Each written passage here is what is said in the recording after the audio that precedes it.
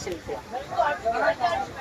Sir booking status வந்து 68 காமிக்குது, 69, 68, 69 தான் காமிக்குது. எல்லாமே அன்ரிசர்வ் தான். கரெக்ட் ஸ்டேட்டஸ் எல்லாமே அன்ரிசர்வ்ல ஏறி இருக்காங்க. ரிசர்வேஷன் கோச் அன்ரிசர்வ் ஏறி இருக்காங்க. கன்சல்ட் பண்றாங்க எல்லாமே. எல்லாம் அன்ரிசர்வ் தான். ஸ்டேட்டஸ் இருக்குல்ல, வெறும் லேடிஸ் இருக்கிற கோச்ல ஜென்ஸ் ஆஃப் ஏறிக்கிறாங்க. கேன்சல் காட்டு. ஆமா, இப்போ நீங்க அனுப்பி விட்ட டிக்கெட் இது பாம்பே ட்ரெயின்ல.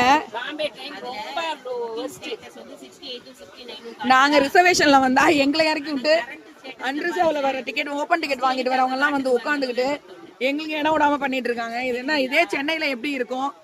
எவ்வளவு டிஃபரன்ஸ் பாருங்க நம்ம சவுத்துக்கும் நார்த்துக்கும். எப்படி ஆவறது? எதுக்கு காசை கொடுத்து டிக்கெட் புக் பண்ணிட்டு வராங்க எல்லாரும்?